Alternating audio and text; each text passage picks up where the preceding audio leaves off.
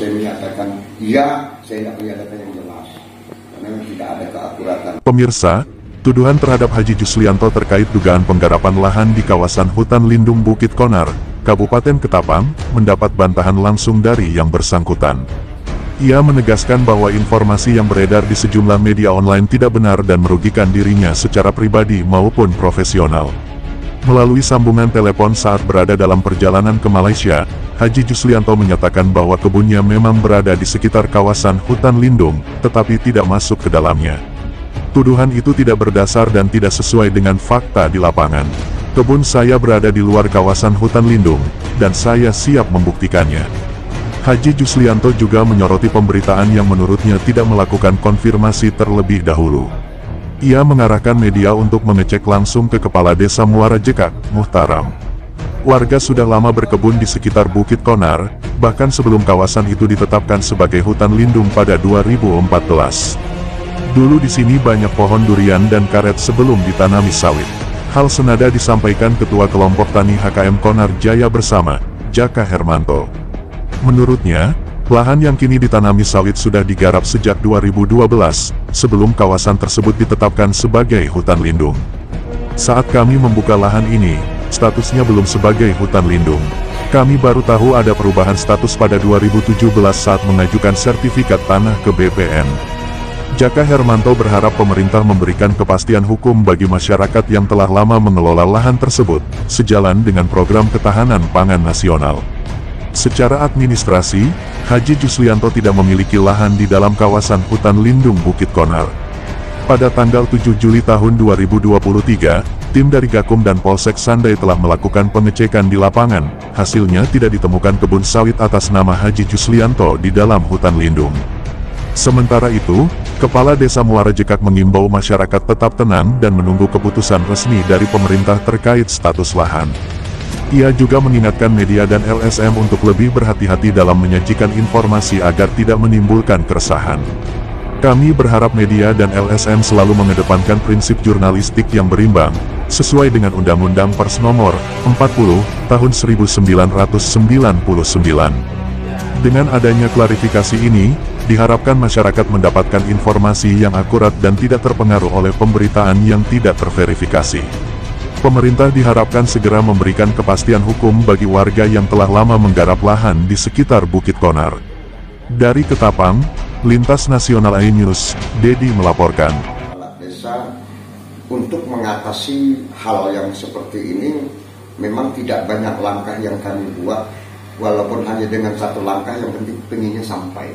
Yang telah disampaikan oleh Ketua Pak Tani tadi pun juga sama, bahwa saya selaku Kepala Desa juga memohon kepada pihak-pihak yang bertanggung jawab di dalamnya dapat bekerja sama dengan kami mengatasi hal-hal berkaitan masyarakat. Perlu saya ceritakan, langkah saya ulang lagi bahwa langkah awal adalah merujuk kepada aturan KPH ataupun penunjukan dari penyelidikan dari Gakum kemarin juga dari Badan Hukum tentang hutan.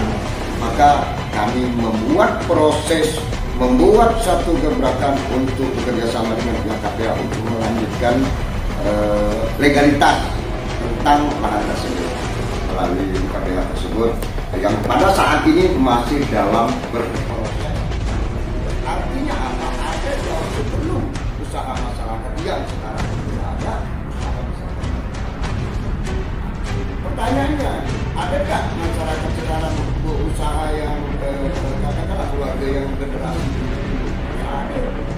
Saya tidak tahu apakah mereka usaha melanggar usaha atau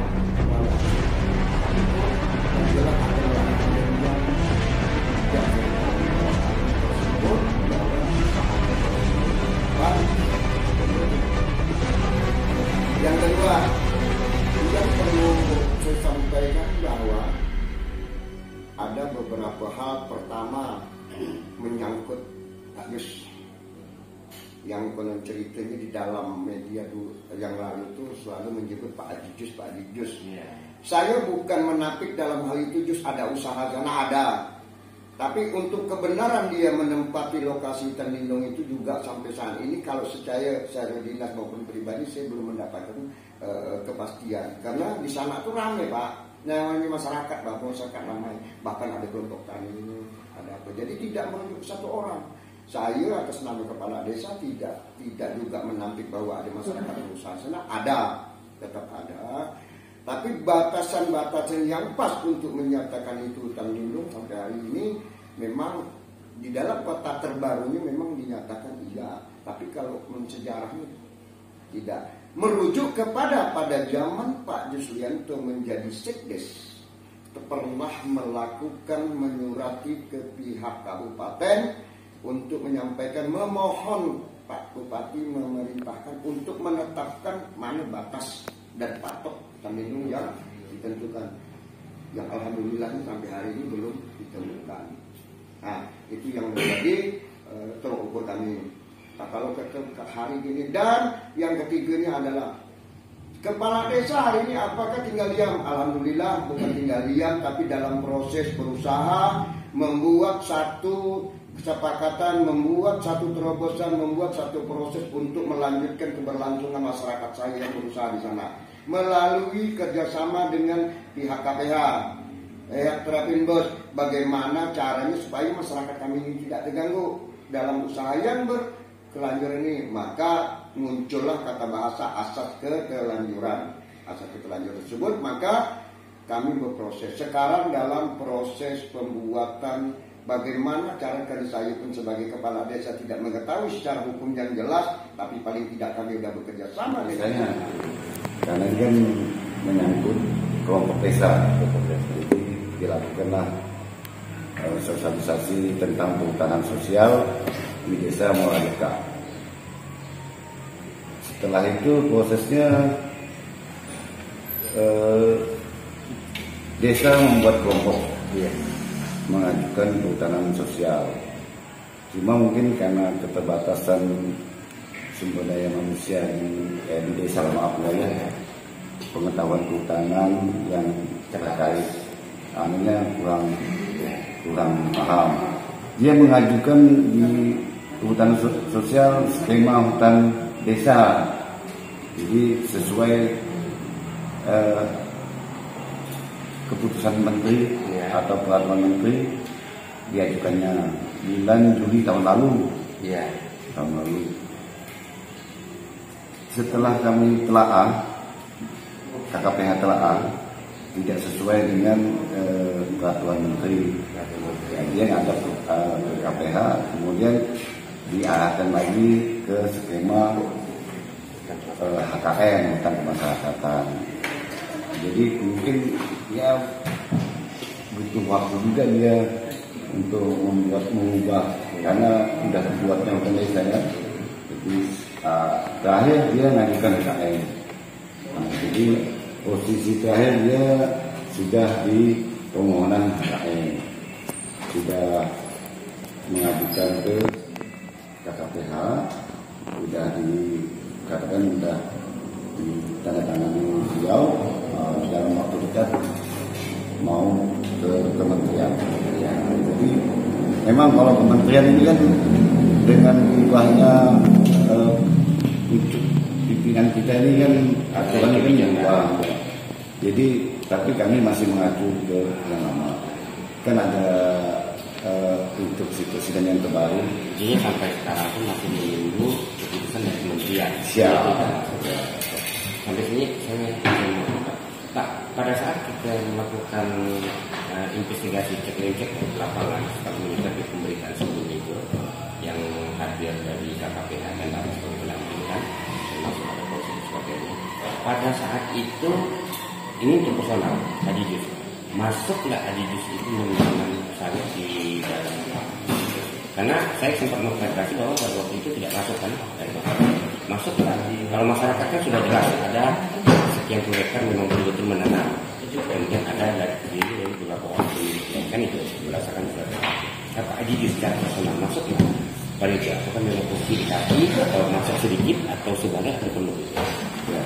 Jadi kalau butuh waktu verifikasi, kami telah peta dan SKT-nya. Di sini saya bisa menyatakan bahwa Haji Jus atas nama Haji Jus Yulianto tidak masuk di dalam kawasan hutan lindung.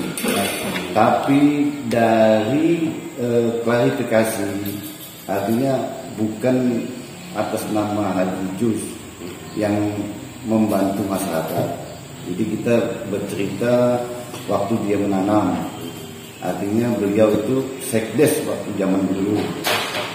Dari peralihan maaf kemarin tahun 2000 berapa dia cerita, saya maafnya saya juga tidak apa, kan dia kerja kayu, berhenti. Masyarakat ini mau kerja apa? Dia sebagai sekdes diarahkanlah menanam sawit tahun 2013. Mungkin demi untuk cuma ekonomi masyarakat ya. Ya. Kemudian ini kan tanggung jawab dia waktu sekdes yang ngajak kan dia. Jadi kalau tanggung jawab modelnya dialah, artinya berani, artinya tolong dibantu lagi. Kalau dia memang salah sesuai dengan aturan, suntik mati, tebang habis, tanah kembali. Tapi kalau ada skema yang bisa membantu, kenapa tidak, kan gitu. Artinya dari kementerian itu kan ada skema yang bahasanya, saya sih tidak setuju sebenarnya, tapi memang ada aturannya, salut keterlanjuran. Jadi tahap proses. Mudah-mudahan lah dengan dia pengajuan ini kan ya, tapi tergantung menteri juga Pak, jadi tidak mudah juga, tetap verifikasi. Cuma kan ya, siapa yang dulu yang di verifikasi itu yang cepat. Berarti secara hasil dari pemeriksaan di lapangan dari KPH maupun Polsek ataupun desa tadi, secara logis lahan yang diinfokan dari beberapa media bahwa milik Bagus masuk ke situ berarti tidak benar ya? Kalau kami serah tidak ada. Jadi ini informasi apa Mokok, cuma kami bilang mokok di sini. Oh iya. Karena ada ibu yang sakit. Nama? Jadi kami tadi Pak Karim sebelum beranjak ke kantor Pak Karim, kami kan adakan pertemuan juga dengan pihak kepala desa di masing-masing. Jadi alhamdulillah apa yang disampaikan. Kita ikuti berita lintas nasional.